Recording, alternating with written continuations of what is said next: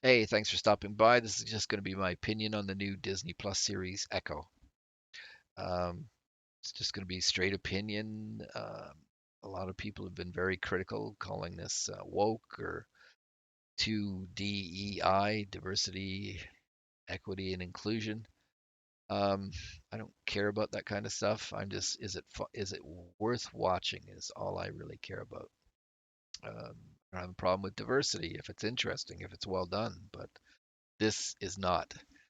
Okay, so yeah, I don't think a lot of the show. I probably will never watch it again now that I've watched the 5 episodes that are in the show. It's a character that I don't care about. I didn't care to see it. They did it, and I thought I would check it out. But yeah, it's not that good. So background, who is Echo? Well, Echo is a criminal that works for Kingpin. Kingpin, um, if you're not a comic book person or something like that, you may not know who Kingpin is. Well, I was thought he was always a Spider-Man villain, but he's a Daredevil Spider-Man villain. He's a boss of a crime syndicate, a brutal boss, incredibly strong. If you did see the first animated Spider-Man series with Miles Morales. Kingpin is in that. He was in Daredevil, the Marvel TV show, um, and he was in Hawkeye, which was another Disney Plus sort of disaster. Um, but anyways, he's a crime boss, and Echo works for him. They have kind of a relationship, father-daughter thing. But she works for him, and she's a criminal, and she hurts people, kills people, and does stuff. So not necessarily a very redeeming character. In the comics, that's kind of how she's written there. She does have a romantic relationship with Daredevil at one point. Goes back and forth actually between the dark side and the light side, and that I think there's some thought that she's going to join the Young Avengers, the New Avengers at some point. Um, but that's who she is. Like I said, I didn't know much about the character. I don't really care about the character. Um, I don't know why they made this show. Okay, so that's my opinion. So what's good about it? I think in most cases the actors are pretty good. Um, Basically, you have here, just pop. I don't really have is this. Uh, so you have a bunch of actors that are pretty good. Ms. Cox, who plays Maya, the Echo. Um, she's deaf, so I can only imagine how that makes it difficult to do her job on a film set, but she doesn't come across too bad. The negative part is because she is deaf and doesn't speak hardly at all, everybody's doing sign language. You have to read subtitles all the time, and it really causes the show to drag. Um, Competent as a action person. It's nice to see somebody who's not some little pixie beating the crap out of much bigger men and stuff. So she can do some action, but I'll show you. And there's some. The fight with Daredevil is bad. It's you can see so many places where the actors didn't even want to swing near each other. It's bad. You have some good actors here. Tattoo Cardinal, Canadian actress, well known, lots of stuff. Good actor. Graham Greene, another Canadian actor. Dances with Wolves, one of the Die Hard movies, the one with Samuel L. Jackson in it. It's got a small part in it. Um, Not necessarily well known in the US, but well known in Canada, and has done a lot of good work. It's actually quite funny, and they try to use him and Cody Lightning, which is another Canadian Aboriginal actor. They're the sort of the funny part in it, but most of their stuff is supposed to be funny. It's not particularly funny, so that suffers too. So Graham Greene to me is very wasted in this show. He could have been much more. And then Vincent D'Onofrio, I don't know how to pronounce that, plays Kingpin. He was in, um, oh, what was the courtroom thing? Law and Order for years. He was in the remake of The Magnificent Seven. Again, a very good and competent actor. Um, Plays the Kingpin part pretty good, so no complaints there. But a lot of these secondary characters are poorly written or not interested or not on the screen long enough to actually do anything. This gentleman here, Andrew Howard, I've seen him numerous times before, and he always kind of plays a villain. He was in Limitless, um, movie with Bradley Cooper, and played a very good villain. He plays a villain well, but in this show he's kind of like wasted. He's not scary, which he can be very intimidating and scary in his portrayal of villains. In this, he's more of a joke, as are most of the male characters that are the bad guys. They're pretty much incompetent in anything they do. But so the cast are good. They just don't get anything good to act to. Um, this guy that they show here, he's kind of a stupid criminal, gets killed eventually, but yeah, he's not given a lot to work with, let me put it that way. So the cast is pretty good, but the writing does not make sense. They try to bring in a lot of spirituality into it and nature culture. I don't know if it seems to me to be all made up. It's not realistic or whatever. I don't know if it's actual stories from the native culture, but I don't know why it's in there. It's in there because that's how they like to portray Native Americans. It's very mystic and all this kind of stuff, but it's yeah, it's just confusing, and they're jumping back and forth to show some of it, and they explain that's how Echo gets her glowing hands kind of thing. So that is where she gets some of her power, and then there's also some healing thing in it. Again, it's they jump back and forth so many times in the writing of the story that it just is distracting and not particularly well done. So writing sucks, and then the other big thing that you would be concerned about in this picture would be action. And there's a lot of it in it, and again, it's not particularly well done. You can see some of it is really, really fake, but let me just show you a bit here. Nothing wrong with this. And here's the entrance of Daredevil. He doesn't last much in the movie. They just doing that, I think, to bring people in to watch the show because he's a popular character. But one thing I like is she can take a punch at least. She doesn't. They don't steer away from having her get hit, which is good. So that you can kind of tell was a bit on the fake side. Some of this. Now there's a piece coming up here where she holds her leg and she's going to kick him. And there's like a beat and a half where she has to hold her leg waiting for him to catch up. Like they have no timing between the two of them. It's almost laughable. So there, she actually sits there and holds it while he's getting into position. That's how bad it is. So let me show you again. Coming up here, that's her metal leg because she's an amputee as well. And you can see that they kind of she has to hold it a second. Up, hold, bang. Like, would that really happen in a fight?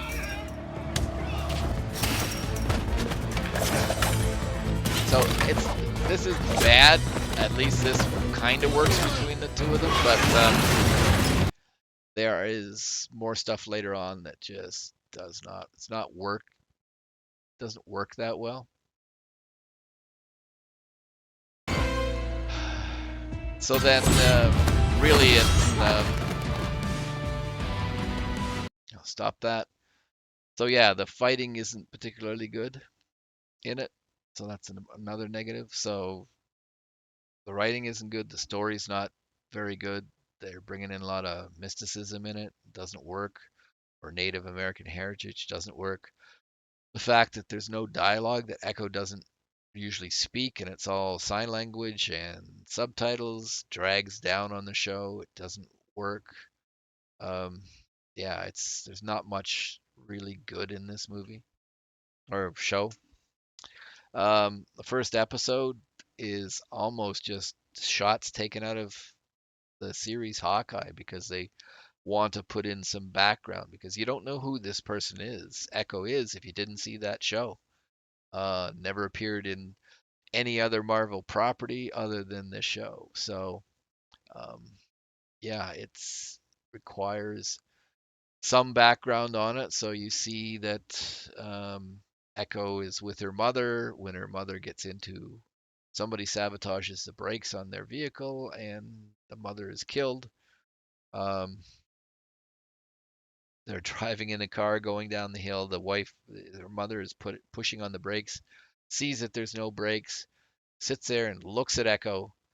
And you think it'd be more important to be looking out the windshield and maybe trying to steer the vehicle and trying to figure out a way to stop it, but she doesn't.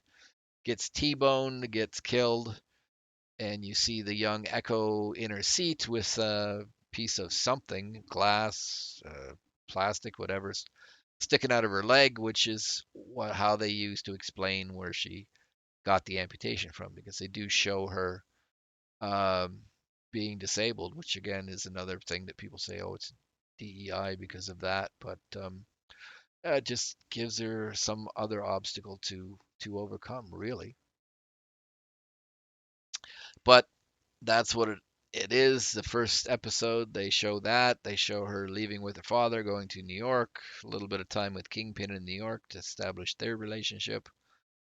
Then you see the scenes out of Hawkeye where Echo's father is killed by Ronin, which is the Hawkeye character or alter ego during the blip, where everybody's killed by Thanos, or half the population is. And then he has a fight with her from in the first episode of Echo from Hawkeye, and Hawkeye tells her Kingpin set up her father, and she immediately believes him, and then goes and seeks out Kingpin and shoots him in the face. And of course, because nobody ever actually dies in the Marvel universe, he doesn't die. You just don't see him until like episode 4. Anyways, so she flees then because she has shot Kingpin, and you see her showing up years later in her hometown where she's from, and not really trying to reconnect with her family because she actually tends to avoid them or trying to avoid them. But she's there to wreak some havoc on the Kingpin organization for vengeance.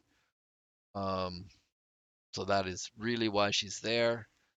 She hooks up with some secondary characters who are gone in a second. You forget about them because there's nothing redeeming about them. You do see Graham Greene's character, and again, he gives you a bit of yuck yuck, um, but nothing else. So that's more or less the first episode is just background.